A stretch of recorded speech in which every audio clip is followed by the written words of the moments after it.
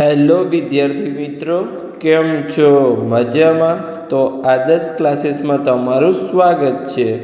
તો આજે આપણે ધોરણ 9 વિષય ગણિત ચેપ્ટર નંબર 11 પૃષ્ઠફળ અને ઘનફળની વાત કરવાના છીએ, જેનો આજે લેક્ચર નંબર 10 છે. આ લેક્ચરમાં આપણે આજે ઉદાહરણ 8 અને ઉદાહરણ 9ની ગણતરી કરીશું. તો આ બે ઉદાહરણ અને જે આપણું સ્વાધ્યાય 11.3 છે એ મેઇનલી શંકુના ઘનફળ પર આધારિત છે. તો જે શંકુના ઘનફળનું સૂત્ર છે એ તમારે ખાસ ધ્યાન રાખવાનું છે.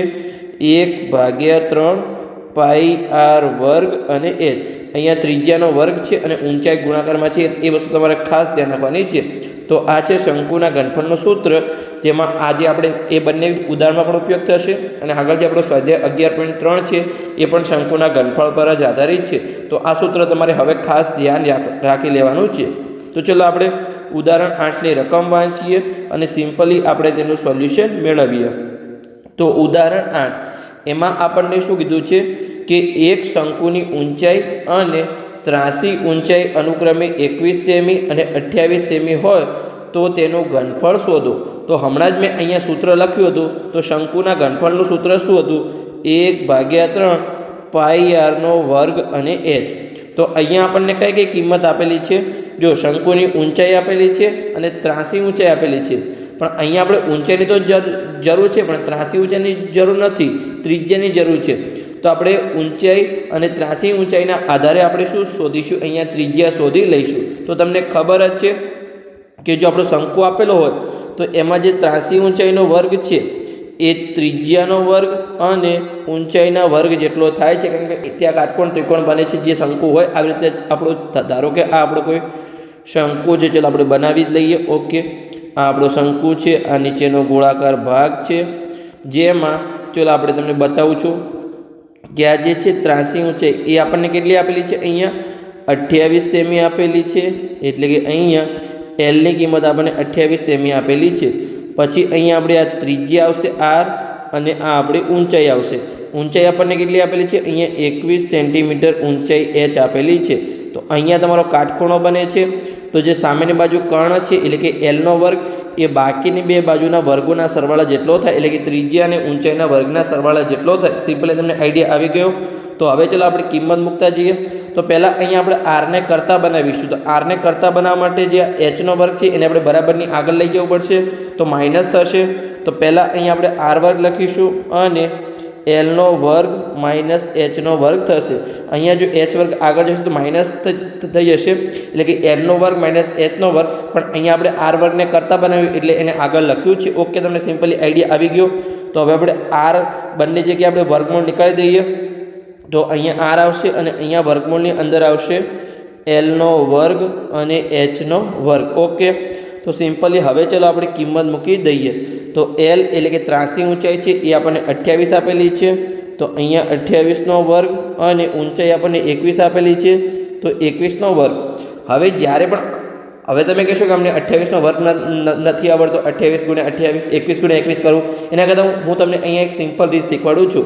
જ્યારે પણ તમને આવી રીતે એનો વર્ગ માઇનસ બીનો વર્ગ આપેલો હોય ત્યારે તમારે શું કરવાનું છે? અહીંયા a + b અને ગુણ્યા a માઇનસ b કરવાનું છે, જ્યારે તમને વર્ગ આવડતો ના હોય ત્યારે. તો અહીંયા જો 28 અને 21 છે, તો આપણે વર્ગમૂળની અંદર શું કરીશું? અહીંયા 28 + 21 અને ગુણાકારમાં 28 માઇનસ 21.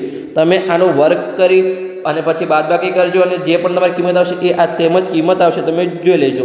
તો 28 + 21 કેટલા થાય? અહીંયા તમારા 49 થશે. તો આપણે લખીએ અહીંયા 49 અને ગુણાકારમાં અહીંયા 28 માઇનસ 21, તો એકલા થશે તમારા 7 થઈ જશે. તો 49 તો તમને ખબર છે 7નો વર્ગ છે, પણ અહીંયા આ 7નું વર્ગમૂળ નીકળશે નહીં. તો આપણી કિંમત શું મળશે? અહીંયા જો પહેલાં 49માંથી 7 બહાર આવી ગયા અને 7નું વર્ગમૂળ નીકળશે નહીં, તો વર્ગમૂળની અંદર 7 અને અહીંયા આપણને દરેક વસ્તુ સેન્ટીમીટરમાં આપેલી છે, એટલે કે અહીંયા જે આપણી ત્રિજ્યા છે એ પણ સેન્ટીમીટરમાં આવશે. 7 × વર્ગમૂળમાં 7. તમે આનો વર્ગ કરી અને અહીંયા ચેક કરી શકો છો. પહેલાં તમારે 28નો વર્ગ કરવાનો, પછી માઇનસમાં 21નો વર્ગ કરવાનો, જે પણ કિંમત મળે એમાં માઇનસ કરી અને પછી તમારી આ જ કિંમત અહીંયા આવશે. તમે જે વખત જે 7નો ઘન છે એ તમારી કિંમત આવી જશે. ઓકે, પછી તમને આવી રીતે સિમ્પલી વર્ગમૂળ મળી જશે. તો આ આપણને કિંમત મળી ગઈ. તો હવે આગળ આપણે શું શોધવાનું છે સિમ્પલી અહીંયા આપણે માત્ર શંકુનું ઘનફળ શોધવાનું છે. આપણા જોડે ત્રિજ્યા પણ છે અને ઊંચાઈ પણ છે. તો સિમ્પલી આપણે સૂત્ર મૂકી દઈએ અને પછી એમાં કિંમત મૂકી અને શંકુનું ઘનફળ શોધી લઈએ. તો અહીંયા આપણે લખીશું કે શંકુનું ઘનફળ. તો ચાલો આપણે લખીએ અહીંયા કે શંકુનું ઘનફળ. તમને સૂત્ર આવડે છે, મેં હમણાં જ લખાવ્યું હતું કે 1/3 પાઈ આરનો વર્ગ ગુણ્યા h. તો જો 1/3 તો એમને એમ આવશે. પાઈની કિંમત અહીંયા આપણને આપેલી નથી તો 22/7 લઈશું. ત્રિજ્યા આપણે હમણાં જ શોધી 7 ગુણ્યા વર્ગમૂળમાં 7 પણ એનો વર્ગ છે એટલે કે 2 વખત આવશે. 7 ગુણ્યા વર્ગમૂળમાં 7 1 વખત, 7 ગુણ્યા વર્ગમૂળમાં 7 2 વખત. અને ઊંચાઈ આપણને કેટલી આપેલી છે અહીંયા? ઊંચાઈ આપણને અહીંયા 21 સેમી આપેલી છે. તો અહીંયા આપણે ગુણાકારમાં લખીશું 21. તો જો નીચે અહીંયા 7 ગુણ્યા 3 છે તો 7 ગુણ્યા 3 કેટલા થાય? 21 થાય. તો આ 21 અને આ 21 તમારા ઉડી ગયા. ઓકે, હવે સિમ્પલી આપણે આગળની ગણતરી કરીએ. તો અહીંયા જો તમારું શું આવશે? તો ઉપર છે 22, પછી જો જે આ 7 ગુણ્યા 7 છે એ કેટલા થઈ જશે? તમારા 49 થઈ જશે. તો એ આપણા 49 થયા. અને આ એક વખત વર્ગમૂળમાં 7 છે અને બીજી વખત વર્ગમૂળમાં 7 છે. તો શું થશે? વર્ગમૂળ 7 તો વર્ગ થશે. તો વર્ગ અને વર્ગમૂળ નીકળી જશે. સિમ્પલી તમારું શું આવશે? અહીંયા ગુણાકારમાં 7 આવી જશે. ઓકે, તો હવે જો 22 ગુણ્યા 7 કેટલા થશે? 154 થશે. એ તો તમને આવડે છે. તો 154 ગુણ્યા 49. તો આ તમારે હવે ગુણાકાર અહીંયા કરવો પડશે. તો ચલો સાઈડમાં આપણે ગુણાકાર કરી લઈએ કે 154 ગુણ્યા 49. તો 154 ગુણ્યા 49. તો અહીંયા એકમ દશકની શૂન્ય, 4 ગુણ્યા 4 16નો છગડો વધી 1, 4 પંચા 20, 20 ને 21નો બગડો, 21નો એકડો વધી 2, 1 ગુણ્યા 4 4 ને વધી 2 એટલે કે 6 થઈ જશે. પછી આપણે 9 વડે ગુણાકાર કરીએ તો 4 9 36નો છગડો વધી 3, 5 9 45 ને વધી 3 48નો આંકડો વધી 4 અહીંયા. પછી 9 એકા 9 ને વધી 4 એટલે કે અહીંયા ટોટલ 13 થઈ જશે. તો આપણે સરળ કરીએ હવે. 6 14નો ચોગડો વધી 1 5 અને અહીંયા 7, સોરી 8 નહીં આવે, અહીંયા 7 આવશે. તો આપણને જવાબ શું મળ્યો? અહીંયા 7546 સેન્ટીમીટરનો ઘન આવશે. કેમ કે અહીંયા શું છે? હવે આપણે ઘનફળ છે એટલે અહીંયા વર્ગ નહીં આવે, હવે તમારે ઘન આવશે. એ તમારે ખાસ ધ્યાન રાખવાનું છે. ઓકે, તો અહીંયા આપણો દાખલો પૂર્ણ થઈ ગયો. જે ઉદાહરણ નંબર 8 હતું એમાં આપણે ઘનફળ શોધી લીધું. ઓકે, તો અહીંયા આપણો દાખલો સિમ્પલી પૂર્ણ થઈ ગયો. હવે આપણે ઉદાહરણ નંબર 9ની ગણતરી કરીએ. તો એમાં આપણને શું આપેલું છે? ચલો આપણે રકમ વાંચીએ, એને પહેલાં સમજીએ અને પછી આપણે સિમ્પલી તેનું સોલ્યુશન મેળવીએ. તો મોનિકા પાસે 551 મીટર વર્ગ ક્ષેત્રફળવાળો કેનવાસનો ટુકડો છે. તે ટુકડાનો ઉપયોગ કરીને 7 મીટર પાયાની ત્રિજ્યાવાળો શંકુ આકારનો તંબુ બનાવવા માટે ઉપયોગ કરે છે. ઓકે, ટાંકા લેવામાં અને કાપવામાં 1 મીટર વર્ગ જેટલો કેનવાસ બગડે છે. તો તંબુનું ઘનફળ શોધો. તો અહીંયા જો પહેલાં તો અહીંયા કેનવાસ આપેલો છે એટલે કે આપણે ગણી લઈએ કે આપણા જોડે એક તાડપત્રી છે. જેમ કે આપણે ગામડામાં તંબુ બનાવીએ તો એ કેટલો છે? અહીંયા 551 મીટર વર્ગ છે તાડપત્રી લાંબી. આપણા જોડે આટલી છે, એનું આપણને ક્ષેત્રફળ આપેલું છે. ઓકે, આ તાડપત્રી છે. એમાંથી અહીંયા આપણે એક શંકુ આકારનું શું બનાવવાનું છે? તંબુ બનાવવાનું છે. ઓકે, તો આ આપણું સિમ્પલી તંબુ થઈ ગયું. હવે જો તમને શું કીધું છે અહીંયા કે તંબુની પાયાની ત્રિજ્યા કેટલી છે? અહીંયા તમને 7 મીટર આપેલી છે. ઓકે, હવે જે તમને એક લાઈન તમારે ખાસ ધ્યાન રાખવાની છે. અહીંયા જો તમને શું કીધું છે કે ટાંકા લેવામાં અને કાપવામાં 1 મીટર વર્ગ જેટલું કેનવાસ બગડે છે. એટલે કે જો પહેલાં હતું આ કેનવાસ કેટલું હતું? 551 મીટર વર્ગ હતું. પણ એમાંથી તંબુ કેટલા મીટર વર્ગનું બનશે? અહીંયા આ તંબુનું ક્ષેત્રફળ કેટલું હશે? 550 મીટર વર્ગ હશે. કેમ કે 1 મીટર વર્ગ તમારું અહીંયા બગડી ગયું. ઓકે, તો આના આધારે અહીંયા આપણને શું મળી જશે? ત્રાસી ઊંચાઈ મળી જશે. અને ત્રાસી ઊંચાઈના આધારે સિમ્પલી આપણને ઊંચાઈ મળી જશે અને એના આધારે સિમ્પલી આપણને ઘનફળ મળી જશે. તો ચાલો આપણે શોધી લઈએ. તો સૌપ્રથમ તો અહીંયા તંબુનું આપણે જો ક્ષેત્રફળ શોધવું હોય તો જે 551 છે એમાંથી આપણે 1 મીટર બાદ કરીશું. પછી આપણે ત્રાસી ઊંચાઈ શોધીશું, એના આધારે ઊંચાઈ શોધીશું અને પછી આપણે ઘનફળ શોધીશું. તો અહીંયા આપણે લખીએ કે તંબુ બનાવવા માટે વપરાતા કેનવાસનું ક્ષેત્રફળ એટલે કે તંબુ બનાવવા માટે વપરાતા કેનવાસનું ક્ષેત્રફળ. તો અહીંયા 551 માઇનસ 1 મીટર વર્ગ આવશે અહીંયા. તો તમારું ટોટલ કેટલું થઈ જશે અહીંયા 550 મીટર વર્ગ તમારું થઈ જશે. આ શું છે? મીટર. તંબુની વક્ર સપાટીનું ક્ષેત્રફળ છે. તો અહીંયા આપણે લખીશું નીચે કે તંબુની વક્ર સપાટીનું ક્ષેત્રફળ એ કેટલું છે? અહીંયા 550 મીટર વર્ગ. હવે તંબુની વક્ર સપાટીના ક્ષેત્રફળનું સૂત્ર શું છે? તમને આવડે જ છે, આપણે આગળ શીખ્યા છીએ. πr/l બરાબર અહીંયા 550. ઓકે. તો માટે અહીંયા પાઈની કિંમત શું છે? અહીંયા 22/7.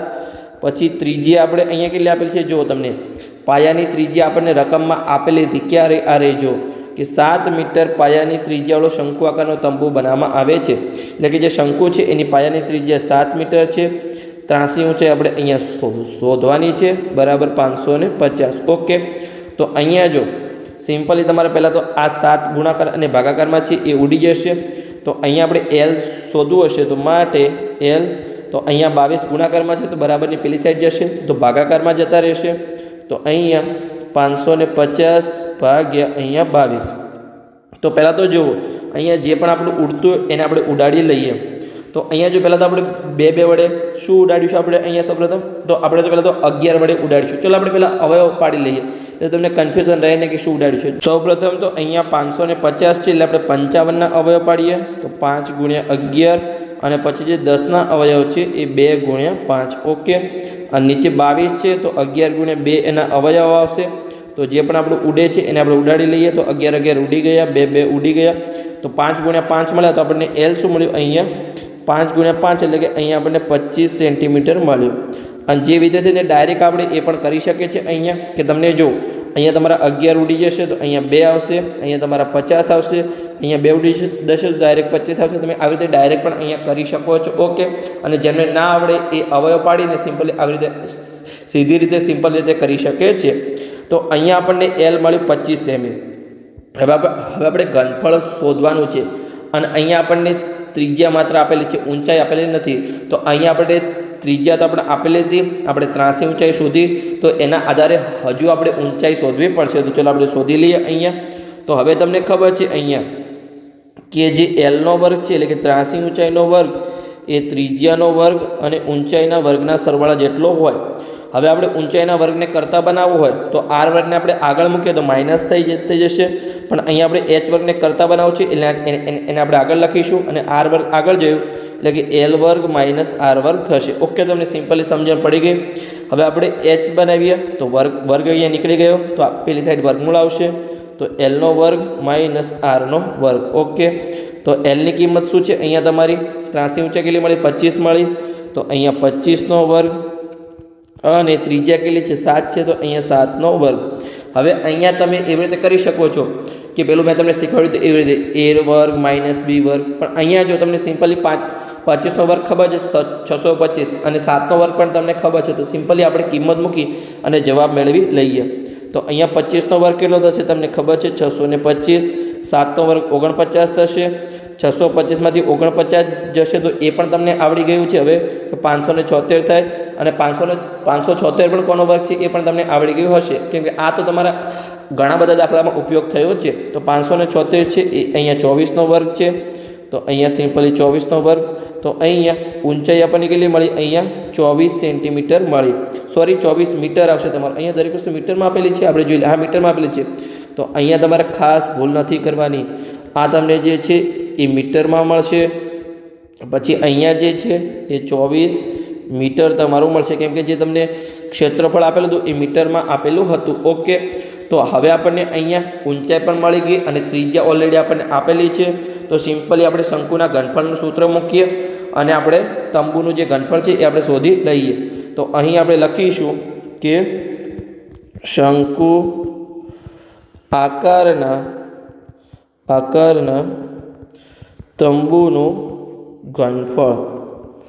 ઘનફળનું સૂત્ર તમને આવડે જ છે. શંકુના 1/3 πr² h. તો અહીંયા આપણે કિંમત મૂકતા જઈએ 1/3 પાઈ આપણું 22/7 પછી ત્રીજી આપણને 7 આપેલી હતી તો વર્ગ છે એટલે કે 7 × 7 અને ઊંચાઈ આપણે હમણાં શોધી 24 મીટર તો અહીંયા ગુણાકારમાં 24 ઓકે। હવે જે પણ ઉડતું હોય એ આપણે ઉડાડી લઈએ તો પહેલાં તો આ 7 ઉડી ગયા પછી 8 તારી 24 થશે તો 3 ઉડી ગયા તો અહીંયા તમારા 8 આવશે ઓકે।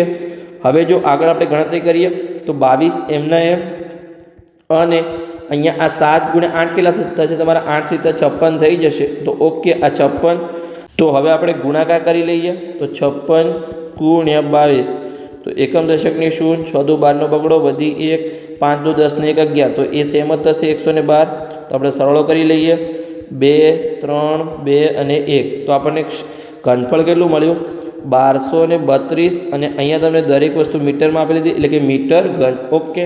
તો આવી રીતે તમારે સિમ્પલી દાખલાની ગણતરી કરતા જવાનું છે। આ તમારે ખાસ ધ્યાન રાખવાનું છે। જો સ્ટાર્ટિંગમાં કેવું હતું તમને 551 મીટર આપેલું હતું એમાંથી અહીંયા આપણે 1 મીટર બાદ કરવાનું હતું કેમ કે એ કેવું હતું કાપકૂપમાં બગડી જતું હતું તો એ આપણે બાદ કર્યું પછી આપણે વક્ર સપાટીના આધારે એલ એટલે કે ત્રાસી ઊંચાઈ શોધી એના આધારે પછી આપણે ઊંચાઈ શોધી અને એના આધારે પછી આપણે તંબુનું ઘનફળ શોધ્યું।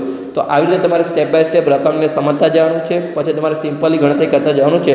તમને ગણતરી અને સૂત્રો તો આવડે છે પણ તમારે દરેક વસ્તુ તમને રકમને સમજશો ત્યારે તમને દરેક કોન્સેપ્ટ ક્લિયર થશે। તો બસ અહીંયા આપણો આ લેક્ચર પૂર્ણ થઈ ગયો।